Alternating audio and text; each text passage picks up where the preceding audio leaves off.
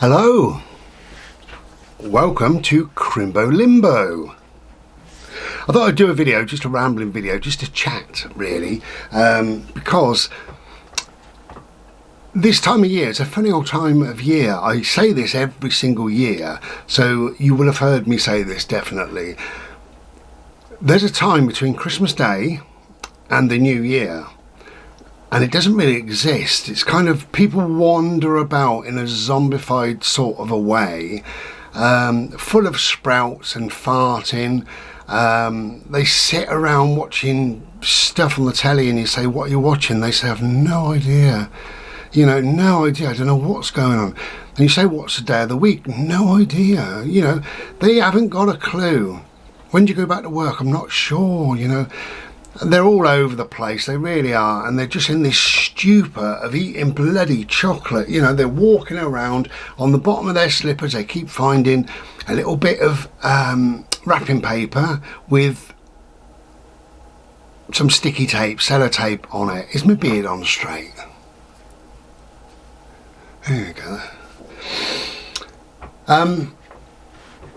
Yeah, and they're just all over the place really. It's a time that doesn't exist. You know, I think what happens is on Christmas or around Christmas, maybe friends or family or whatever come to visit. Maybe you go and visit somebody else. You do whatever, you know, maybe you open presents, maybe, I don't know, whatever.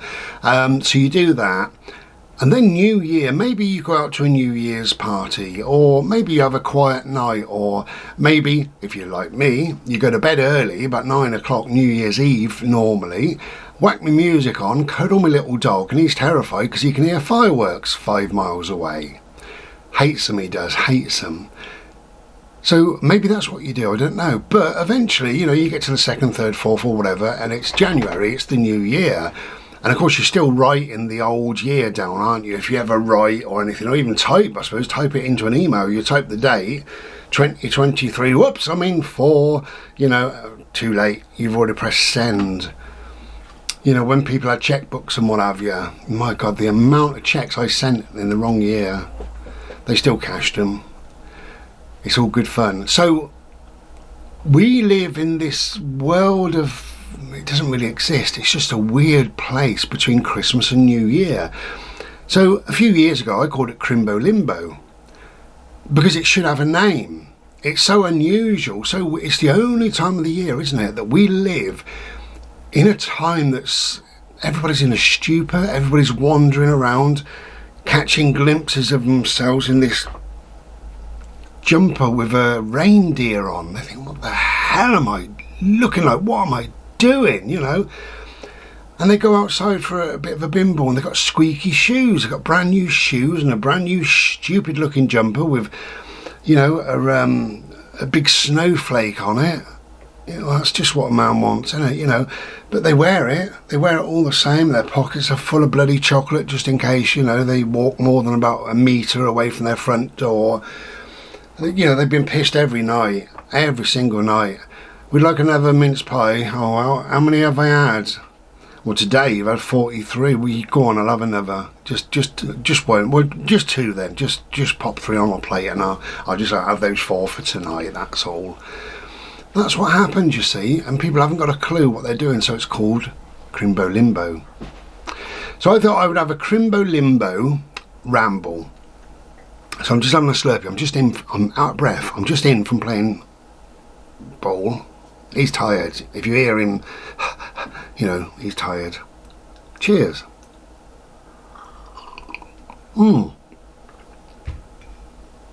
So while I'm making this is Christmas Eve, and that doesn't have a name to it either. See what I mean? So the 23rd, you say to somebody the 23rd, what does that even mean? It is nothing, but Christmas Eve, I think you can think back, oh, Christmas Eve. So that's when I'm making this, is Christmas Eve. However, you won't see it until, because I've got a couple of videos to come up, you won't see it until probably the Crimbo Limbo time, or even in the new year, I don't know. Probably in the new year. So happy new year. I tend not to wish people happy Christmas because it's a washed out nonsense as far as I'm concerned. You know, I don't celebrate it. But, you know, if you want me to say happy Christmas, then happy Christmas. But I'm not into all that sort of stuff. But Happy New Year, that's a different thing, isn't it, really? I do wish you happiness in your new year. I wish you some peace in your new year. Most importantly, I wish you good health. You can't buy health, you know. I think we need to be healthier if we can, you know. So I do wish you good health throughout 2024. And some calm times, some nice times, some memory making times, some smiles, you know. That's what I wish you in 2024. So, Happy New Year. Or, hello, Crimbo Limbo time. I don't know when we're going to see this, do we? But you will notice that my nose, yeah, it's quite large, but it's all right. It breathes. My stud fell out last night. You will have seen that I popped it the other day. Fell out in bed, so I woke up this morning. I did find it. I've got 96 or whatever it is of these bloody studs. So I could do it again, but I don't know. I thought, is that telling me something? You know, anyway, I took it out. Well, not I took it out. It fell out. So I threw it in the bin and I thought, oh, sod it. Anyway, so we just see how I feel over the next few days. So that's why you're looking at this thinking, well, hang on. 1 minute he's got his nose pierced, then he ain't. What the bloody hell's going on? Well, that's what's going on. So, presents I bought myself. But you can't see this because of the light. Anyway, how's that? You can see that now. So this is Roger Waters. This is his quiet, peaceful, gentle take on Dark Side of the Moon. It's called The Dark Side of the Moon. Is it Redux? I ain't got my glasses on. Can you see the triangle there? No, you can't. How's that? You might have read it or not. It makes no odds. That was recommended to me by my lovely friend Martin. Thank you very much. Unopened, only just received, but I will have listened to it at some stage, no doubt. A CD that I've been banging on about, which is Blow. Okay, so that's arrived all the way from France. Good old France. So that's good. Yeah, so I've got those two. So at the moment I'm feeling pretty good. I haven't done a lot, but I have nearly written 2 poems. Sometimes I find that my poems take me a long time. I wrote one, and that's fine, and that was sort of done and dusted a little while ago. I've reread it, and I think I'm happy enough with it the way it is. I think. Excuse me. So what I do, I set it aside. Pardon me. A mince pie. And I leave it for a week or 2 or more. Then I reread it and I think about it and I think, is this saying exactly what I want it to say? Could it say it better? Could it say it more concise as well? Because a poem, I mean, a poem can be as long as you like, can't it? But I like the fact that in my poetry book, you know, there's some poems lines long, just 4 or 5 lines or whatever it is, you know, and other ones take 2 or 3 pages up, perhaps, you know. So they can be whatever they can be, but I like it when it's more concise, when it's readable, but it says exactly what I want in a short amount of time as possible. That's what I like, really. You know, that's my ideal poem. And of course, not all my poems are what I would call ideal. Some are long, some are a bit lengthy, and some are very, very short, but they still get to where they're going. But the ideal poem, I like to be fairly concise, but say everything. So that's why I put it aside. But the second poem that I'm on, it's, I'll tell you why it's not done. And it's not done because it doesn't rhyme in places. Now, I know what you're thinking. A poem doesn't have to rhyme. A poem doesn't have to rhyme. That's all well and good. And I've been told that so many times. I was told that at school. It doesn't have to rhyme. Then what is it? if it's not a poem, because poetry words rhyme, as far as I'm concerned, okay, bear with me, because this is what they told me at school, that, you know, it doesn't have to. So what is it then? It's just words, isn't it? It's just lines of words. Is it a poem? Don't know. I really don't know. But anyway, so the problem that I've got with the second one is it doesn't rhyme. It rhymes quite a lot. I'll tell you how it rhymes, okay? The second and the fourth line rhymes. And then next one, second and fourth rhymes. Next one, second and fourth rhymes. The next one, first and second rhyme. Fourth and fifth, first and second lines rhyme. Third and fourth rhyme. So, did I make any sense? Anyway, I love writing. As you know, I love writing. I love putting my words down and thinking about things in a very deep way.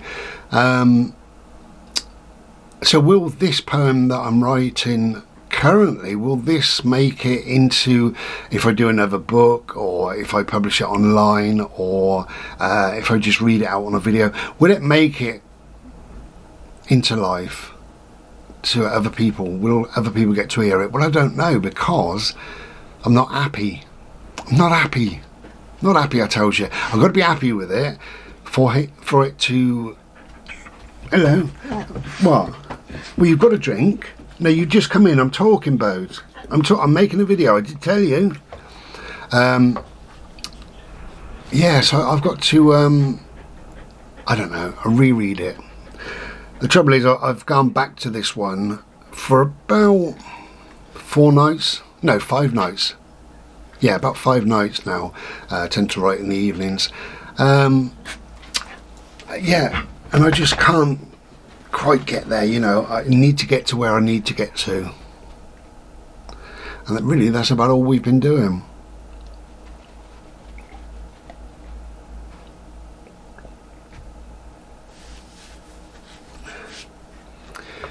Now, I'll turn this camera off and I'll turn it back on if I feel that we're going over the time. I should have looked at the time really when I started recording, because if not, it turns itself off anyway. It's just one of those things. But prior to that, I must tell you a little thing. It doesn't matter about this, but I'm going to tell you anyway, because it is a ramble, this video, ramblings. So I've been thinking about this, and I don't really know why. I suppose because we're Christmas Eve, right? My old mum, bless her, she loved Christmas, and maybe she's in my mind, subconsciously maybe she's in my mind, I don't know. But also, I'm trying to arrange a family get-together for, not this January, but the following, so 2025, in the year 2025. Zager and Evans, was it? In the year 2022, I don't know.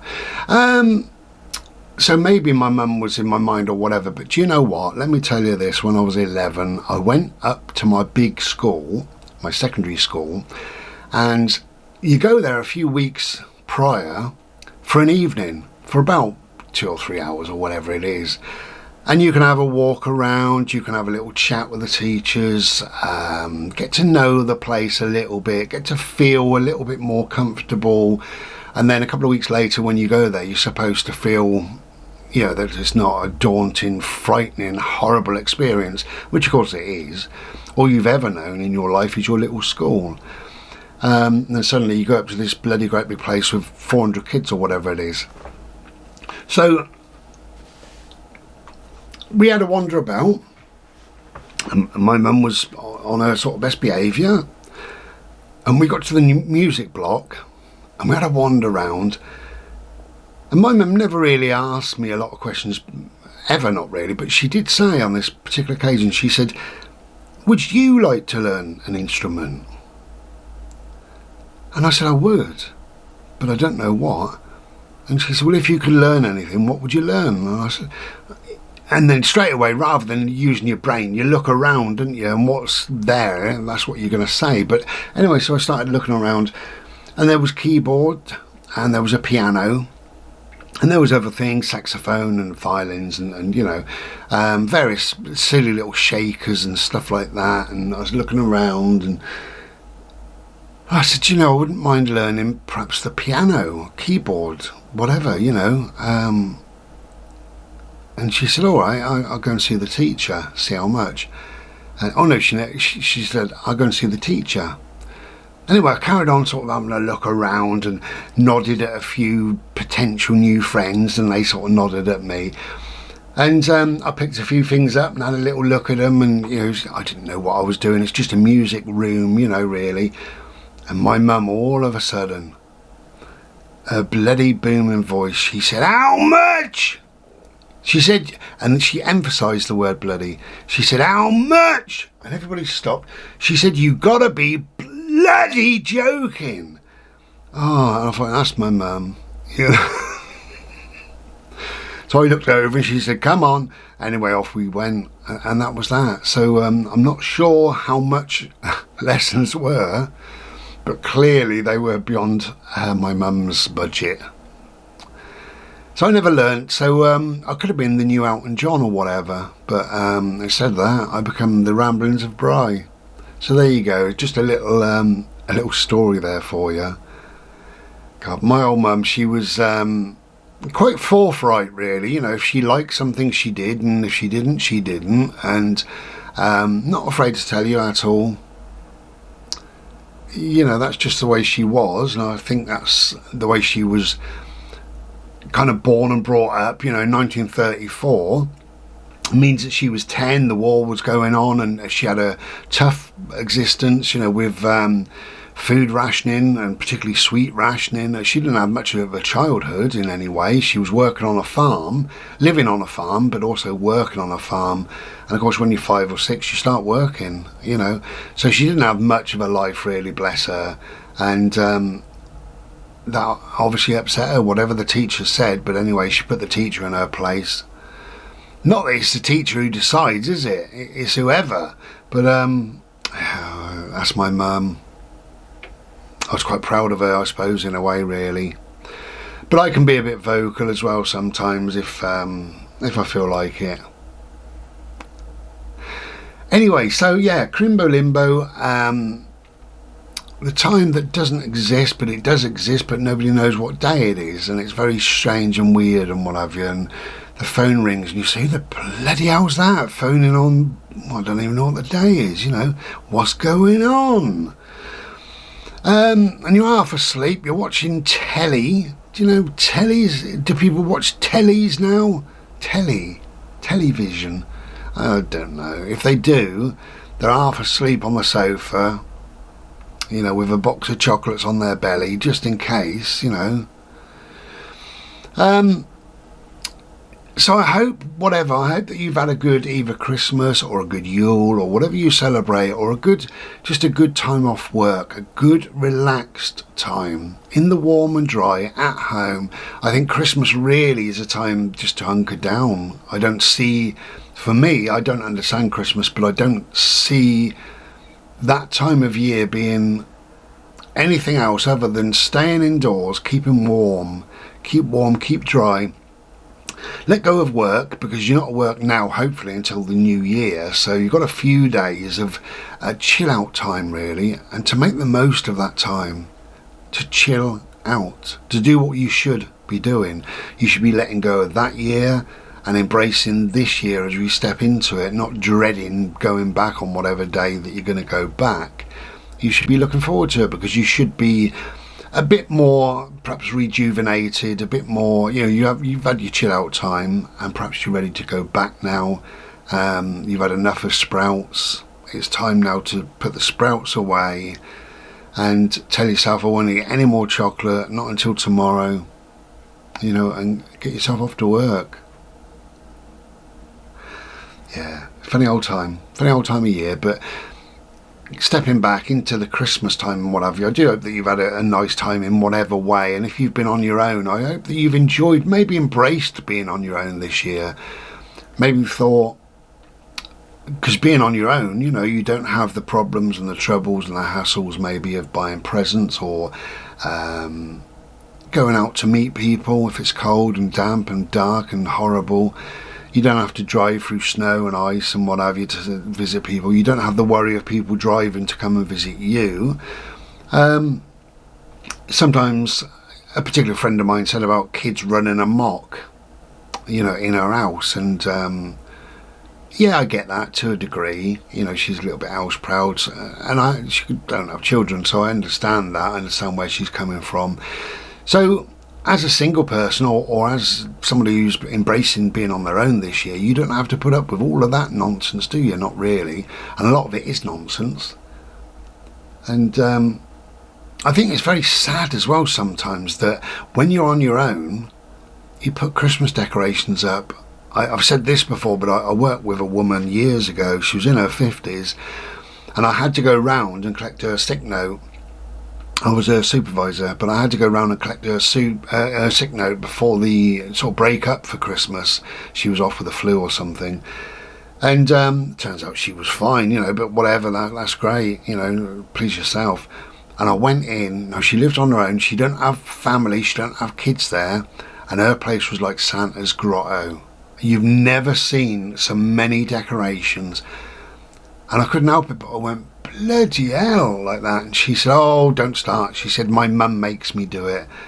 Well, her mum, I mean, she was 55, 65, yeah, her mum would have been 75, probably 80 actually, her mum. So, and of course her mum didn't live with her, so she can't make her do it, but whatever. And I said, oh well, that's mum's for you, and sort of laughed and let it go. And I thought, you poor woman, you sat there with all this stuff around you to try to feel Christmassy, you know, because that's what people do. They try, don't they? They have lights and tinsel and they try. Oh, I want to feel Christmassy, so I put Christmas songs on, like, you know, whatever. That's what they tend to do. But I don't want to decree and moan and stuff about Christmas, because I'm just saying happy Christmas to those that do celebrate it. So you've got to do your own thing. But it is a bit sad, because you get the saddest thing that I see is a Christmas tree, a real tree, and I see it dropping its pine needles all over the carpet, and it's turning brown, and you know, a few days after Christmas it's slung out on the road waiting for the dustman, you know, and people can't wait to get rid of this rubbish, you know, this paper, these boxes, cardboard boxes galore, and all this stuff, you know. And it's a little bit dangerous actually, because you're advertising, aren't you? By putting stuff out there, you're saying, look, I got a 52-inch telly for Christmas, or I got a I don't know, whatever people buy, you know, in a box for Christmas. So you've got to be careful, haven't you, really, this day and age. But anyway, yeah, so I hope you've enjoyed it. I hope you've done whatever you've done, but most of all, I hope that you've had a relaxing time off of work, because I think that's what it's all about. And I hope that you're ready to step into what is 2024 and see what this year brings. And let's hope it brings some nice things. Let's hope it brings some happy times, some peaceful times, good health for everybody. That's so important now. I never used to think it was, but of course I'm getting older. I'm 26 now, so I have to think about things like that. So good health for me, for you, for everybody that you know. And let's hope that we can carry that throughout the year, and wish each other well. Okay, I'm going to finish my Slurpee, and then don't know what else I'm going to do, but not a lot. But I'll try and finish this poem over the next sort of few days, this Crimbo Limbo type time or whatever, because it is Christmas Eve, as I said, at the moment. So yeah, that's it really. Just a ramble. Crimbo Limbo. Enjoy it. Do it your way. Okay, take good care and be well. See you in 2024. Cheers.